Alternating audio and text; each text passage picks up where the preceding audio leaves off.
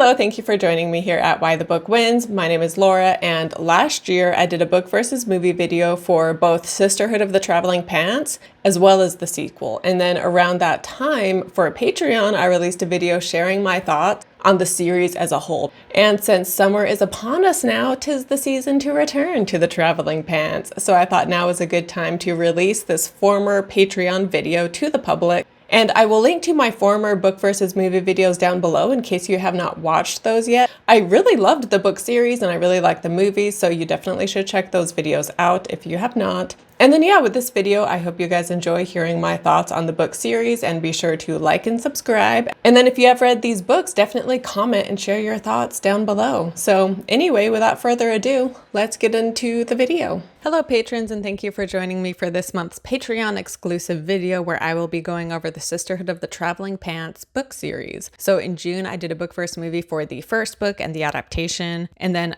in July, I did a book versus movie for the second movie, which was an adaptation that combined events from books 2 through 4. So they combined events from 3 different books and put it in one movie with that one. So in that video, I've already kind of gone over some of the events that happen in books 2 through 4, but I will be going over them once again, just talking about what happens in each book, because there are events in some of the books that were left out of the second movie. So I'm not going to talk about the first one at all, since I already did a video that kind of went over the details of that book. But yeah, so I'm going to go over the details of books 2 through 5. And the 5th book, they are 29 years old. They're a grown adult in that one. And when I filmed the video for the sequel, I hadn't even read that book yet. So now I've read all 5, and I will be going over the following 4 books. But anyway, the second book is called Second Summer of the Sisterhood.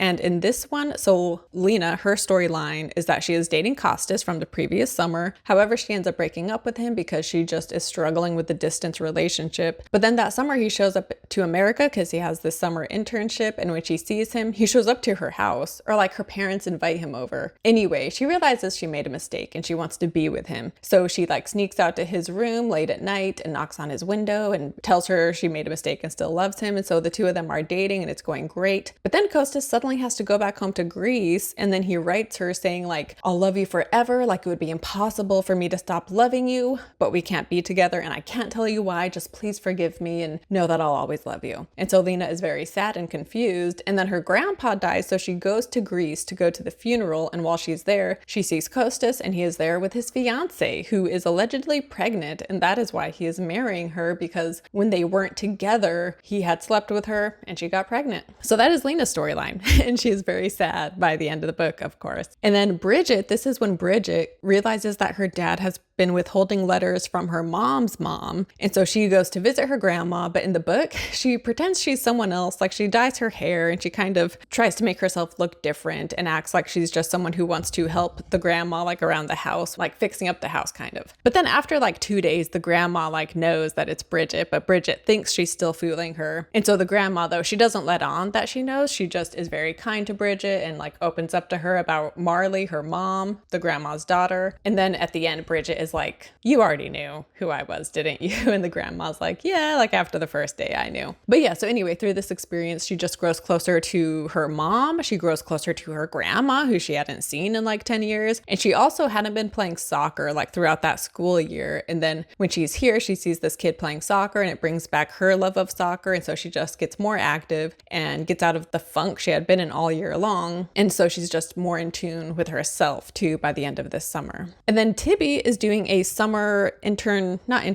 like a summer program at a college for filmmaking. And Tibby gets caught up in this crowd that's just like very like edgy and judgmental. They have to make a film for this summer class. And so at the halfway point, she thinks she wants to make a film about her mom, and it ends up being a film that is making fun of her mom and is very mean. And then for like the parents' day where the parents come to visit, they play the films and her mom is there. She's like, she doesn't think her mom will show up though, because her mom is so busy with the younger siblings. And so she's like, it doesn't matter. She's not even going to see it anyway. And Brian is trying to convince her like, you know, these people you're hanging out with are jerks, and this is a mean video for you to be making, but Tibby is just kind of being rebellious and like, you know, like, whatever, I'll do what I want. So she makes this video making fun of her mom. The mom sees it and is very hurt. And then Tibby is just very remorseful, and she decides instead to do a video to make a film all about Bailey, the girl she had befriended the year prior. And earlier, when she heard that she had to make a film, her first idea was to make one about Bailey, but she chose not to because it was just too personal to her, right? And she just wasn't ready to tap into that. But then when she decides to just go for it and do something so personal, she ends up creating like this amazing film about Bailey. And so I like that one. I thought she had a really good storyline. First of all, like, I feel like when you're a teen, you get caught up in being popular and being cool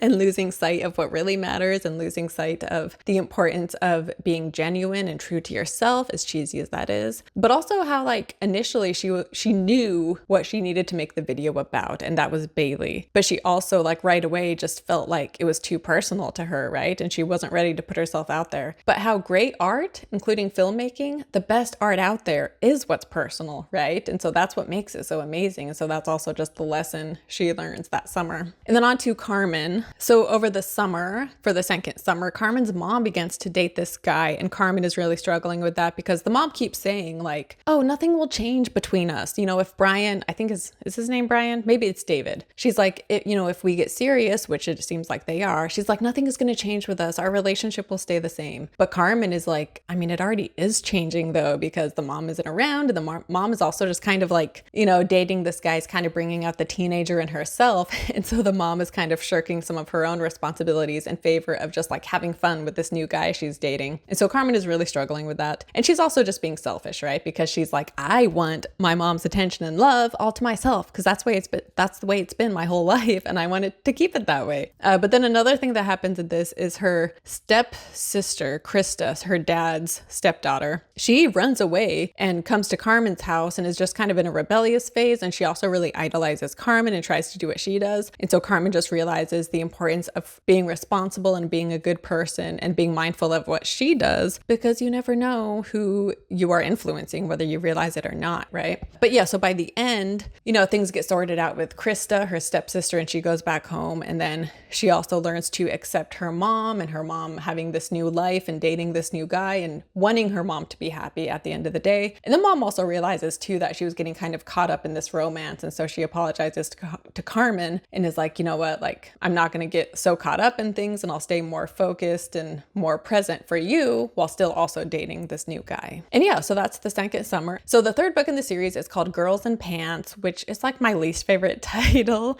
I liked all of these books, but the title Girls in Pants, it just seems kind of silly. But anyway, so in Girls in Pants, Lena starts taking this art class. It's a figure drawing class. And so she just really taps into her skill as an artist. And then her dad also sees that she's painting nude people for this figure drawing class, and he's very upset and he pulls her from the class. But then the art teacher had really taken a shine to Lena. And so she inspires Lena to still apply to this school and she can get a scholarship. And so the pieces she's working on in order to apply for this scholarship is she's doing portraits of her family members. And when she draws them, you know, like an artist, she's seeing like what's inside of them, not just painting the surface, but like tapping into what they are feeling and experiencing and putting that on the paper. And so that just ends up being this growing experience for her as she draws. And then with Tibby in this book, she is like Brian, the video game guy. He is kind of wanting to date her, but Tibby, either she's being too dense about it or she's just too scared. And she's also struggling because her mom keeps wanting her to help babysitting her younger siblings. And she's just like, like, I'm not their mom. Like, you're the mom. You chose to have them. Like, it shouldn't be on me. And so she's just struggling with all of this. And then one day she leaves her window open and her sister falls out and she's on the second floor. And the sister ends up being okay, but Tibby just feels so remorseful for doing that. And she realizes, you know, just how much she loves her little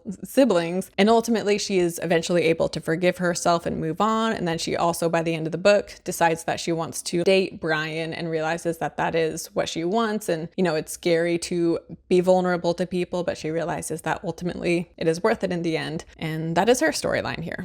And then with Bridget, she does another summer soccer camp, but now she's old enough that she is one of the coaches, and surprise, surprise, Eric is also one of the coaches. And so she coaches a soccer team of boys, and one of the boys gets a crush on her, and he's being super flirty with her, and she's just like, oh man, this is awkward. And it makes her be embarrassed for how she was with Eric in the first book and how she was young and being super flirty with this older guy. And now that she's on the opposite end of that, she realizes like maybe how cringy she had been. And so she just, reconnects with Eric, and now she's older, so it's more age appropriate. And she just apologizes, being like, yeah, like, sorry for acting that way back when I was 15. And he's kind of like, it's okay, and I'm sorry too. And they just reconnect and they fall in love, and then they begin dating. And I feel like I missed someone. Okay, I talked about Tibby and her sister, Carmen. Oh, I didn't talk about Carmen with this one. So in this one, Carmen, so Lena's grandma, so her grandpa died in book 2. So her grandma is living with them now. And so Lena's mom pays Carmen to like be a caregiver for Lena's grandma, who now lives in America. And so Carmen befriends this grandma, and she also goes to the hospital multiple times because her mom is also pregnant. And so she meets this guy at the hospital, and the two of them like have this spark and this chemistry going on, but she feels like he always sees her when she's helping other people, either helping her mom or helping Tibby's sister or helping Valia, Lena's grandmother. And so she feels like this guy isn't seeing the real Tibby. He's just seeing this, or sorry, he's not seeing the real Carmen. He's seeing this like nicer version of Carmen that isn't real. But ultimately, she and this guy begin dating, and then she realizes that the grandma is super homesick and that they shouldn't force her to stay and that they should let her go back home. And so the dad, which is the son of the grandma, he helps her move back home to Greece, where she's actually happy. And then Carmen, who, is about to have a little baby brother, she, is helping her mom and learning to accept the fact that she will no longer be an only child. And then also this is the one where Tibby ends up helping Carmen's mom give birth because the husband, David, I think his name is, he's out of town because she went into labor early. So Carmen is on the road to drive to go get the dad. And while she's doing that, Tibby helps Carmen's mom as she's giving birth. And then Carmen and the dad end up getting back like in time for like the final moments of the birth ultimately. And yeah, it's funny because Carmen also has a love interest in the second book, but then that doesn't pan out. And then also at the end of the second book, Lena and Paul, Carmen's stepbrother, meet. And it seems like Paul and Lena will have a romance. And it's like this huge moment in the second book. And then that's it. And nothing ever happens between them. But yeah, and then when this guy she meets at the hospital, Carmen, it seems like he and Carmen have like such chemistry and it's really going to go somewhere. And then it doesn't. So I thought that was kind of interesting. But I guess that's the way life is sometimes, Which leads us to the third book, Forever Blue. And a lot of this one is in the second movie. For example, we have Bridget going on the archaeological dig. But like I say in that video, there's some differences between the two because she also goes back home. In the movie, she goes back home to see her grandma. And in the book, she's dating Eric, which is not in the movie at all. And then Tibby has the pregnancy scare. And then the movie also mixes in her pregnancy scare with her helping Carmen's mom give birth. But like I said, that was actually in the third book, not the fourth. And then Carmen is doing that summer theater thing, which is the same in both. Although there's some changes, which again, I already talked about in that other video for the sequel. And then Lena is doing her figure drawing class where she meets Leo and the two of them get together. And then in the end of the book, she meets up with Costas in Greece and he tells her that like someday we'll be together. It's just not the right time right now. Whereas in the movie at the end, she and Costas are together. But yeah, at the end of this book, they also lose their pants in Greece, the magical pants. And so they no longer have it by the end of the fourth book. And then the fifth book is called Sisterhood Everlasting. This was released in 2011, I believe, which was like 5 years after the fourth book. And this one, it takes place when they are all 29 years old. And so they're all just living their lives. Carmen is an actress, a like semi-famous actress, maybe not too famous. She's on a TV show, like some crime TV show, and she has a reoccurring character, and she's dating this guy who is just like super pompous, and he's in the industry, and he's 10 years older than her, and none of the other friends like this guy, but she is engaged to him because Carmen is half Puerto Rican. But in this book too, we get into how her agent and people try to make her look more white. They'll give her lighter hair, get rid of her accent, and they avoid having her be in like Latino magazines and stuff, Latina magazines, because they're like, let's avoid that for now because we don't want you associated just with that that, so let's try to keep your ethnicity vague and you can be cast in anything, kind of. And then later on, she meets this guy on a train who is from South America, and then she speaks Spanish and he's surprised, and we also see like the train coachman being very racist to this guy, and then Carmen steps in and he's surprised. And so just her embracing her ethnicity is also part of this book. But also, since I'm already talking about her anyway, as the events go on, she realizes that she doesn't want to marry this guy, and how the stuff going on in her life, he doesn't see it as being important enough to put off the wedding. But then when something happens with like career-wise, like that trumps everything. And he's like, oh yeah, put the wedding off for that. And so she's like, okay, so you actually don't mind putting off things with the wedding when it's something you think is important, but when it's something that's important to me, you don't seem to care, you know? So ultimately she breaks up with that guy. And then the guy on the train, it seemed like they had a spark, but then they exchange phone numbers, so maybe they meet up later on, but it's definitely left open there. But anyway, Bridget is living in San Francisco with Eric, and then Lena is living, you know, in the area she grew up in, and she's just kind of like a homebody, and she teaches art like 3 days a week, and she's dating this guy who is like works at a sandwich shop. So she's living kind of like a, not a dead end life, but just a very drab life, I suppose. And then Tibby lives in Australia with Brian. And for the last few years, Tibby hasn't been reaching out to them much and they don't really know what's going on with her. But then they get letters from her with tickets being like, hey, let's meet in Greece. We're going to have another reunion. And so they all go to Greece and the 3 of them are there. But Tibby said she arrived the day before. But then when the 3 of them arrived, they can't find Tibby. But long story short, Tibby ended up dying. So she went for a swim and she drowned. And at first it seems like it's an accident, but then they see that she had written them letters, and in the letters she knew she was going to die, so then they're like, oh, like she committed suicide. And this kind of throws all of them for a loop. And Bridget, for example, she like becomes a drifter, like just wandering around California, and she ends up finding out that she is pregnant, and so she's just debating what to do. And then she decides to go to Australia to see Brian in person and try to just understand what caused Tibby to do what she had done. And when she gets there, she sees that Tibby and Brian have a daughter who is like 2 years old. And so she really connects with this daughter. And then Brian, his goal was to move back to the States. So she stays with Brian and helps with the daughter. And then she helps him move back to the States. And then Lena, in Tibby's letters she had written to Lena, it was all about like Costas, which I get so tired of the Costas storyline personally. And ultimately he's like some big rich hotshot in London. And after some back and forth, by the end of the story, they both realize they want to be together and they get together in the end. And that's Lena's storyline. But a big reveal happens when we realize that Tibby did know she was going to die, yes, but that is because she actually had an illness. And so she thought she was going to die from this like fatal illness. And so she did not intend to drown in Greece. That was an accident. She had thought she would live long enough to get back to America where they were moving and they had bought this farm. And she wanted to have another reunion once they were back there at that house. But she died in Greece. And so that never happened. And so I did like that because as this book is going along, it seems like Tibby formulated all these letters she sent to her friends to help them change their lives. And it's almost like she killed herself in order to help inspire her friends or something. Like it was getting to be like a weird message that I was not a fan of. But then when it's revealed that her death was an accident and that she thought she was just going to die a few months later of this terminal illness, like 6 months later. So I did like that reveal because I was about to really not like this book. But anyway, that wasn't actually the message ultimately. But anyway. And yeah, by the end, Bridget decides to keep her baby and she tells Eric and the 2 of them stay together. And then Carmen, like I said, she breaks up with, you know, that pompous guy she'd been with and like gets in touch with her roots again. And then Lena gets with Costas and the 2 of them live happily ever after. And yeah, that is how things end with the final Sisterhood of the Traveling Pants book. This one, I liked it well enough. It was kind of cheesy and cliche, which is fine, but ultimately it was my least favorite in the series. And honestly, I don't know if I would even recommend it unless, like, if you've read all 4 of the books, the previous books, and you liked them, even then, I don't know if it's necessary to read this one. I feel like you could probably skip it unless you just really, really, really want to keep reading about these 4 friends. Otherwise, yeah, I don't know. I was kind of like, it was fine.